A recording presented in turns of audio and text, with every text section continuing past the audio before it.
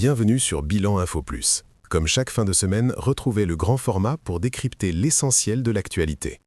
Si vous nous rejoignez pour la première fois, pensez à vous abonner, à liker la vidéo et à nous laisser un commentaire pour soutenir la chaîne. Au programme d'une semaine particulièrement chargée, à la une, le Bénin a tremblé. Nous reviendrons en détail sur la tentative de coup d'État qui a secoué Cotonou et failli renverser le pouvoir. Nous ferons aussi le point sur le dossier Kémi Séba, visé par un mandat d'arrêt international. Nous parlerons également de la grande offensive économique de l'Alliance des États du Sahel qui se lance cette semaine à Niamey. Enfin, direction la RDC pour analyser une situation paradoxale. Alors qu'un accord de paix historique a été signé avec le Rwanda sous l'égide de Donald Trump, les combats font rage sur le terrain avec la prise de la ville d'Uvira par les rebelles du M23. Encore une fois, bienvenue sur Bilan Info Plus, c'est parti. La poussière retombe à peine sur Cotonou. Une semaine après la tentative de coup d'État du dimanche 7 décembre 2025, le Bénin se réveille avec la gueule de bois.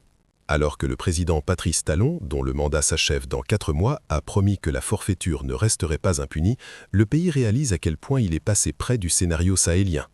Retour sur une folle journée où la démocratie béninoise a vacillé. Tout commence aux aurores, dans la nuit du samedi au dimanche. Alors que la capitale économique dort, des mouvements de troupes suspects sont signalés autour du camp de Togbin. Il est environ 4 heures du matin lorsque des détonations retentissent dans le quartier résidentiel de la Haie-Vive et aux abords du palais de la Marina. À 8 heures précises, l'impensable se produit. La télévision nationale cesse ses programmes habituels. Un groupe de militaires en treillis, bérets vissés sur la tête, apparaît à l'écran. À leur tête, non pas un général, mais un officier respecté des forces spéciales, le lieutenant-colonel Pascal Tigri.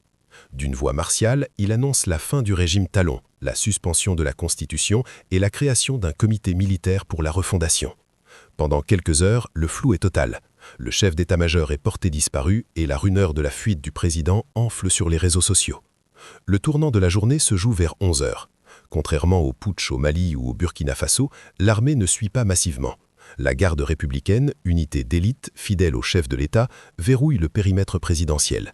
Mais c'est l'intervention extérieure qui change la donne. Le président nigérian Bola Tinubu refuse de voir son voisin basculer.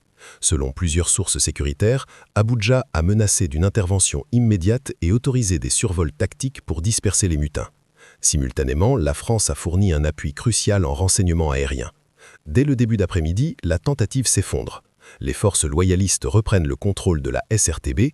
À 20 h, Patrice Talon, le visage grave mais calme, apparaît à la télévision nationale pour rassurer la nation en affirmant que la situation est sous contrôle. Si une douzaine de mutants ont été arrêtés, le cerveau présumé, le lieutenant-colonel Tigri, reste introuvable à ce moment-là. Aux dernières nouvelles, le lieutenant-colonel Tigri aurait d'ailleurs trouvé refuge au Togo.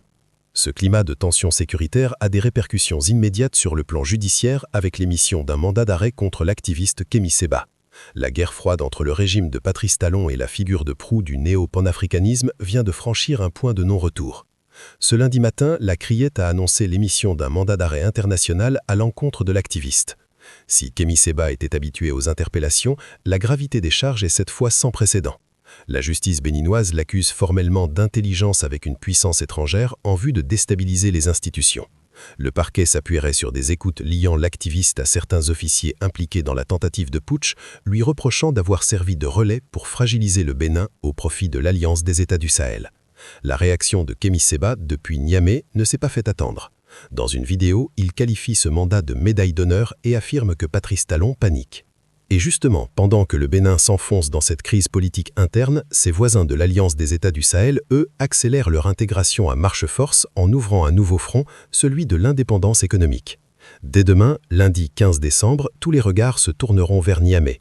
La capitale nigérienne accueille la 3e réunion des ministres de l'Industrie et du Commerce du Mali, du Burkina et du Niger. L'objectif est clair, transformer l'alliance militaire en une véritable forteresse économique. Cette réunion servira de prélude au lancement ce mardi de la toute première foire commerciale de l'AES. Le mot d'ordre affiché est sans ambiguïté, produire, transformer et consommer AES.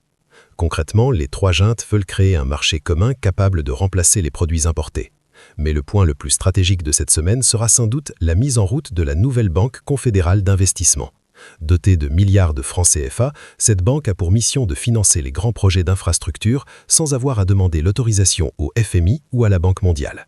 C'est donc une semaine décisive qui s'ouvre, sorte de répétition générale avant le grand sommet des chefs d'État prévu à Bamako la semaine prochaine. Quittons maintenant l'Afrique de l'Ouest pour nous tourner vers les Grands Lacs. Alors que l'Est de la RDC semblait vivre ses dernières heures avant l'un effondrement total, le coup de théâtre est venu de Floride. Loin de la boue des tranchées du Vira et de Goma, c'est sous les lustres dorés de la résidence de Mar-a-Lago que le sort de la région s'est joué cette nuit. Le président américain Donald Trump, fidèle à sa diplomatie transactionnelle, a annoncé avoir arraché un accord de paix historique et immédiat entre Félix Tshisekedi et Paul Kagame. L'image tourne déjà en boucle. On y voit Trump satisfait entourant les deux chefs d'État africains au visage fermé. Selon le document révélé par la Maison-Blanche, les clauses sont drastiques. Cessez-le-feu immédiat et création d'une zone économique spéciale transfrontalière dédiée aux minerais stratégiques. Échange de la garantie de sécurité américaine, les deux pays s'engagent à accorder un droit de préemption aux entreprises américaines, coupant l'herbe sous le pied de la Chine. Voilà pour les sourires de façade et la diplomatie des salons dorés de Floride. Mais cet accord Business First pourra-t-il vraiment arrêter l'hémorragie sur le terrain ? Car pendant que Donald Trump célébrait sa victoire diplomatique à des milliers de kilomètres de là, la réalité a rattrapé Kinshasa de la manière la plus brutale qui soit. On comprend mieux désormais pourquoi le président Tshisekedi a accepté de signer cet accord le dos au mur. Loin des caméras américaines, au même moment où les négociations se terminaient, l'armée congolaise subissait un revers humiliant. Un verrou stratégique vient de sauter au sud Kivu, changeant totalement la phase de cette guerre. C'est un coup de tonnerre dans les Grands Lacs. Uvira est tombé et le M23 ouvre un second front au sud. C'est le scénario catastrophe que l'état-major congolais n'avait pas anticipé.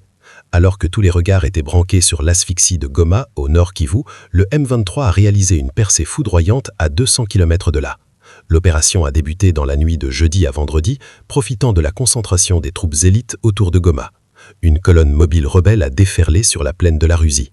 Les forces loyalistes prises par surprise ont décroché vers 10 h aujourd'hui, laissant la ville ouverte aux rebelles. La prise du Vira change tout.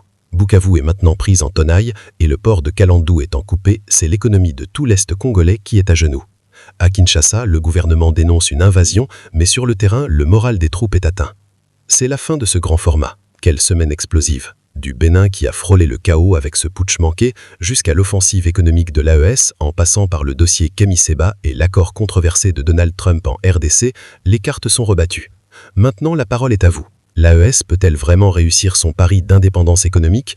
Et enfin, cet accord en RDC est-il une vraie paix ou une mise sous tutelle américaine? J'attends vos analyses dans les commentaires. N'oubliez pas de vous abonner à Bilan Info Plus pour ne rien rater. On se retrouve très vite pour un nouveau point sur l'actualité. À bientôt.